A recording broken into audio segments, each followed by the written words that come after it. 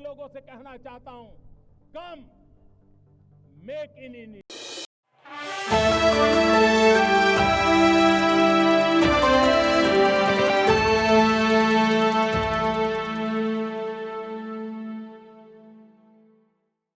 देशों के महानुभावों का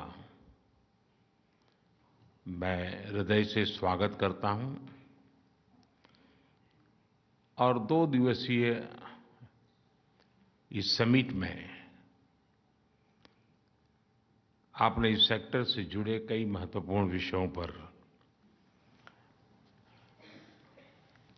चर्चा की है।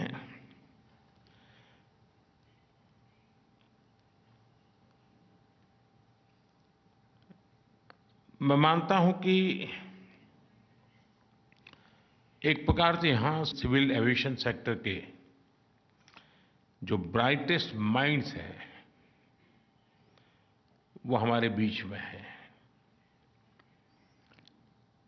ये हम सभी के कमिटमेंट और एशिया पैसिफिक रीजन के पोटेंशियल दोनों का रिफ्लेक्शन है।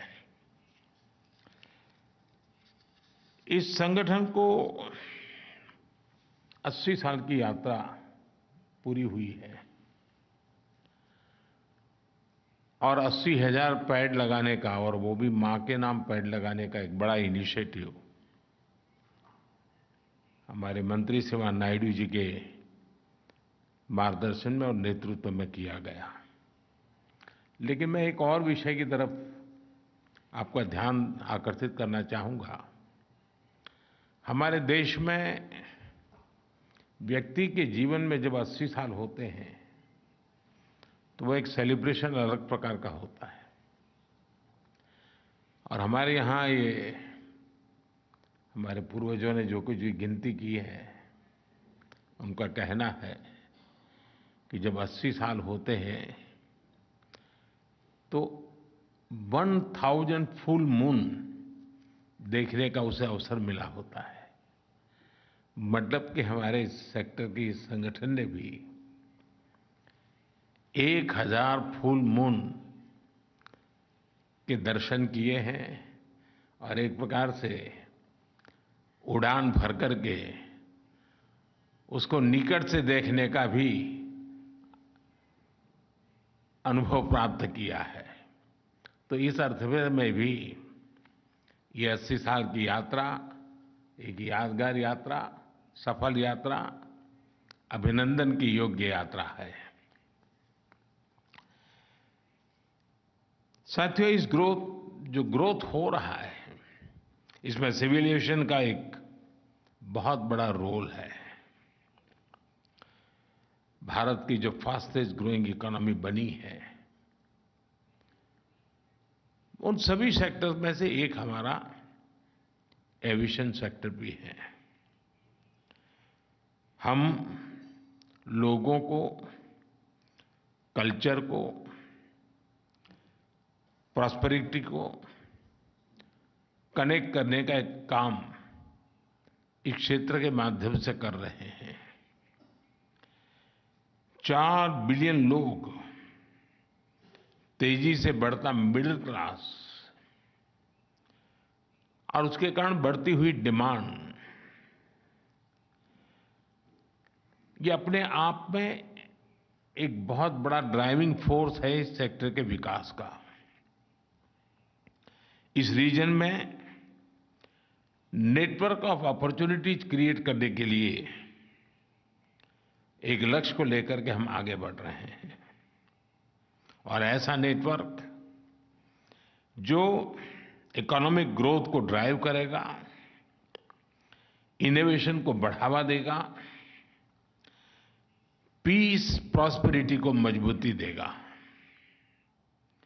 एविएशन के फ्यूचर को शेप करना हमारा शेयर्ड कमिटमेंट है। यहां सिविल एविएशन से जुड़ी अपॉर्चुनिटी पर आप सबने गंभीरता से मंथन किया है।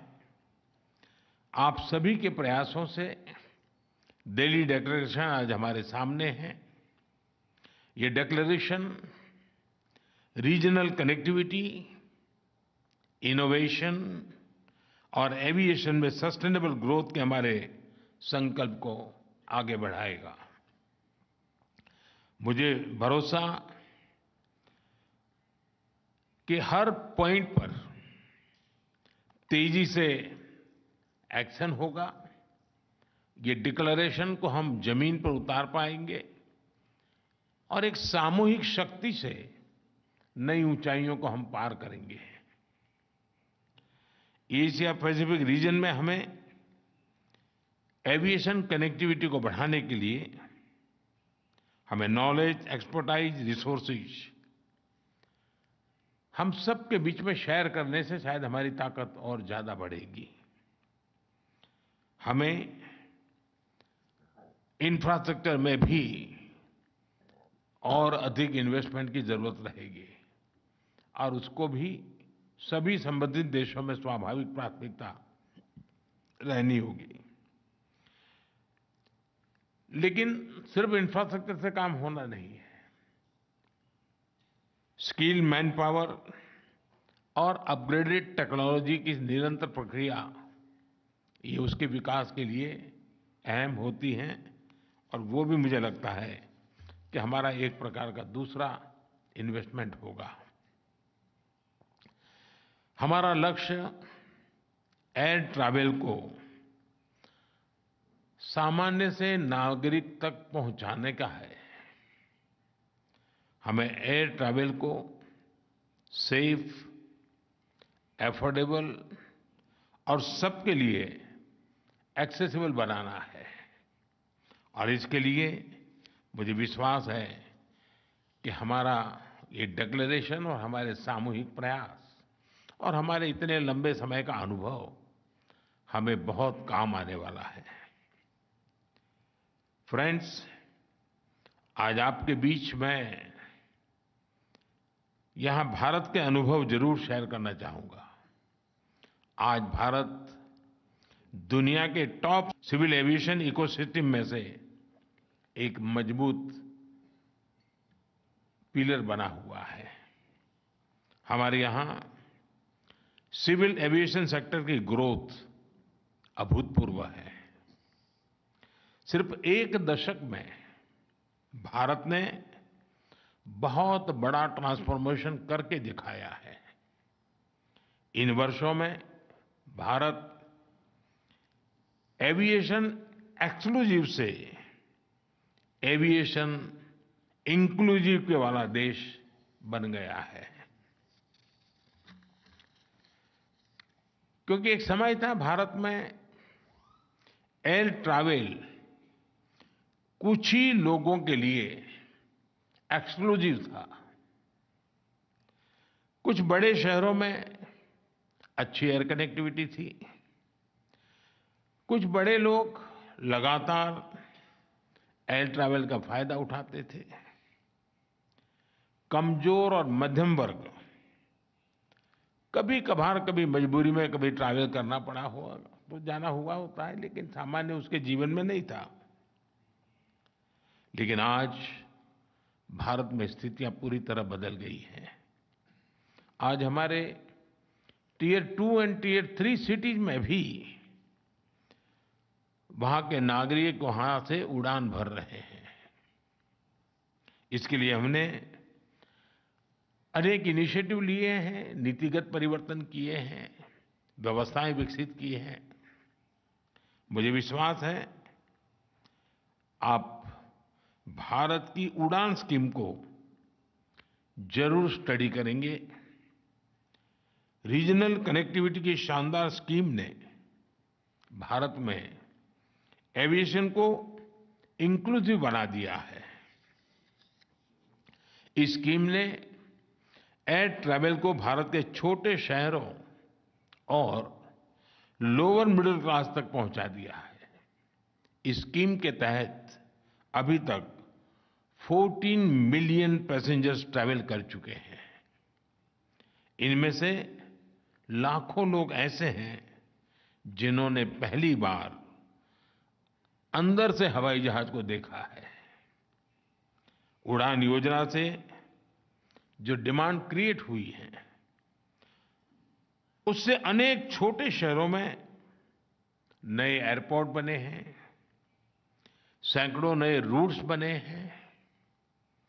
आप जानकर हैरान होंगे, और जैसा नायडू जी ने बताया, 10 साल में भारत में एयरपोर्ट्स की संख्या डबल हो गई है और भी काम पर हम बहुत तेजी से आगे बढ़ रहे हैं।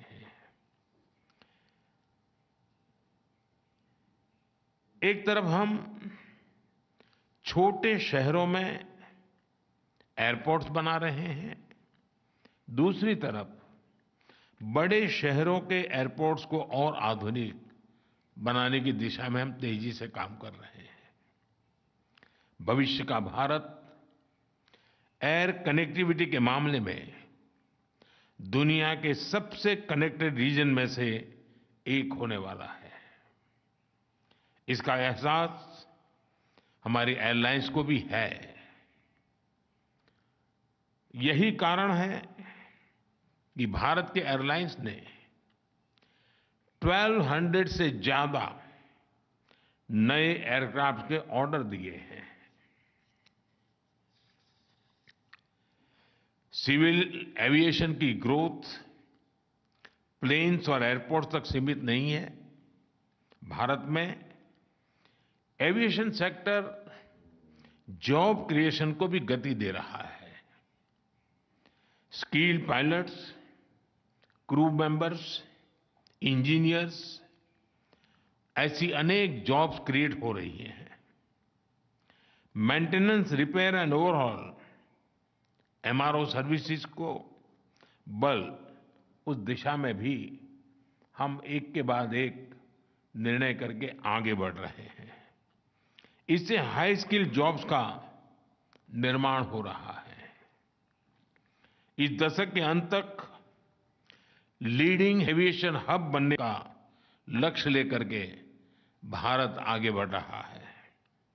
जहां $4 बिलियन की सिर्फ एमआरओ इंडस्ट्री होगी, इसके लिए हमने एमआरओ पॉलिसीज भी बनाई हैं। टियर 2, टियर 3 शहरों में एयर कनेक्टिविटी से भारत के सैकड़ों नए शहर ग्रोथ के नए सेंटर बनेंगे। आप सभी वर्टिपोर्ट जैसे इनोवेशन से भी परिचित हैं। ये एयर ट्रांसपोर्ट का एक ऐसा मॉडल है जो शहरों में ईज ऑफ ट्रैवल को बढ़ाने लगा है। हम भारत को एडवांस एयर मोबिलिटी के लिए भी तैयार कर रहे हैं।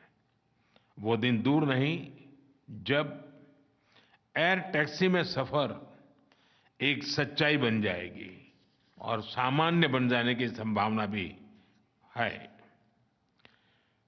विमेन लेड डेवलपमेंट, ये हमारा कमिटमेंट है।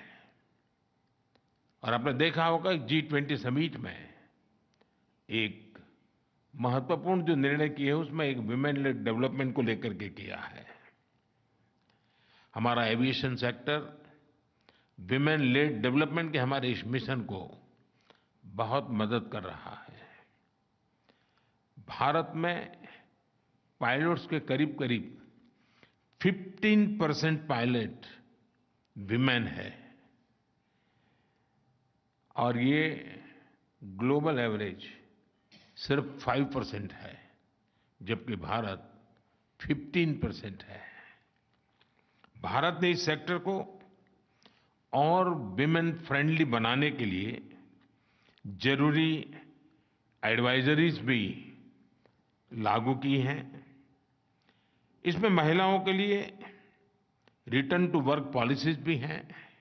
महिलाओं के लिए विशेष लीडरशिप और मेंटरशिप प्रोग्राम्स को भी हमने बल दिया है। भारत ने ग्रामीण क्षेत्र में, खास करके एग्रीकल्चर सेक्टर में, ड्रोन का बहुत बड़ा एम्बिशियस एक प्रोजेक्ट चलाया है। हमने गांव-गांव ड्रोन दीदी अभियान से ट्रेन ड्रोन पायलट्स का एक पूल तैयार किया है। भारत के एविएशन सेक्टर का एक नया और यूनिक फीचर है डीजी यात्रा इनिशिएटिव। ये स्मूथ और सीमलेस एयर ट्रैवल का डिजिटल सॉल्यूशन है। इसमें फेशियल रिकॉग्निशन टेक्नोलॉजी के यूज से एयरपोर्ट पर अलग-अलग चेक पॉइंट से पैसेंजर को मुक्ति मिलती है, उसका समय बचता है। डीजी यात्रा एफिशिएंट और कन्वीनिएंट तो है ही, इसमें फ्यूचर ऑफ ट्रैवल की भी झलक है। हमारे रीजन में समृद्ध इतिहास, परंपरा और विविधताएं, क्योंकि हजारों साल पुरानी सांस्कृतिक विरासत के हम धनी हैं, महान परंपराओं के हम धनी हैं। हमारे कल्चर और ट्रेडिशंस हजारों साल पुराने हैं। दुनिया ऐसी वजहों से हम सभी देशों के प्रति आकर्षित होती है। हमें एक दूसरे के टूरिज्म को बढ़ाने में भी मदद करनी चाहिए। कितने ही देशों में भगवान बुद्ध की पूजा होती है। भारत ने एक बुद्धिस्ट सर्किट डेवलप किया है। कुशीनगर में एक इंटरनेशनल एयरपोर्ट भी बनाया है। अगर हम पूरे एशिया में भगवान बुद्ध से जुड़े तीर्थों का, उसे एक साथ जोड़ने का अगर अभियान लेते हैं, तो एविएशन सेक्टर को भी और उससे जुड़े हुए कई देशों को भी और सामान्य रूप से यात्रियों के लिए एक विन विन सिचुएशन वाला हम मॉडल क्रिएट कर सकते हैं, और हमने उस दिशा में भी प्रयास करना चाहिए।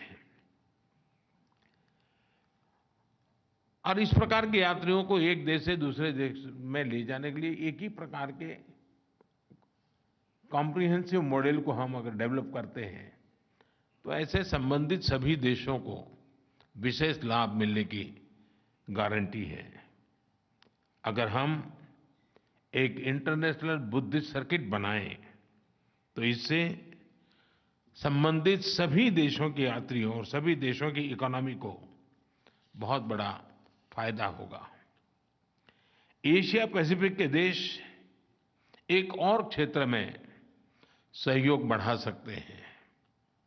एशिया पैसिफिक रीजन अब बिजनेस हब भी बनता जा रहा है। दुनिया के एग्जीक्यूटिव्स या एम्प्लॉइज इस रीजन में बहुत बड़ी मात्रा में आते हैं।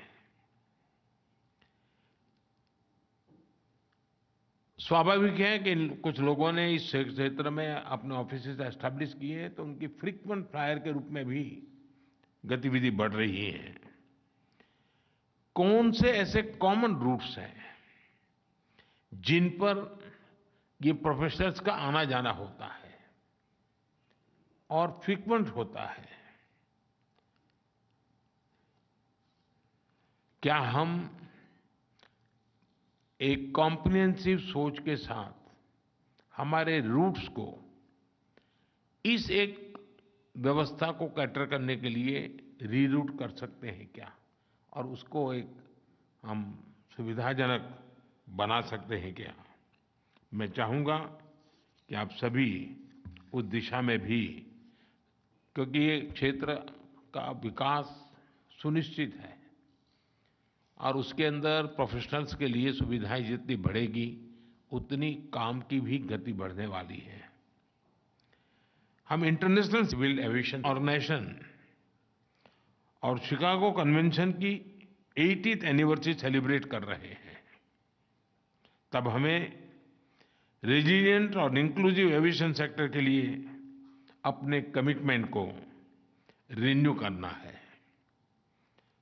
मुझे साइबर सिक्योरिटी से जुड़ी, डेटा सिक्योरिटी से जुड़ी आपकी चिंताओं का भी एहसास है। अगर टेक्नोलॉजी के साथ चैलेंजेस हैं, तो सॉल्यूशन भी टेक्नोलॉजी से ही होते हैं। हमें इंटरनेशनल कोलैबोरेशन को और अधिक मजबूत करना होगा। हमें खुले मन से टेक्नोलॉजी को शेयर करना होगा, इन्फॉर्मेशन को शेयर करना होगा, तब जाकर हम इन व्यवस्थाओं को सुरक्षित रख पाते हैं। ये दिल्ली कॉन्फ्रेंस यूनिटी और शेयर्ड पर्पज के साथ आगे बढ़ने के हमारे संकल्प को मजबूती देगी। हम एक ऐसे फ्यूचर के लिए काम करें जहां आकाश सबके लिए खुला हो, जहां दुनिया के हर व्यक्ति का उड़ने का सपना पूरा हो। मैं फिर से सभी अतिथियों का स्वागत भी करता हूं और इस महत्वपूर्ण समिट के लिए आप सबका हृदय से आभार भी व्यक्त करता हूं। आप सबको मेरी बहुत-बहुत शुभकामनाएं हैं। धन्यवाद।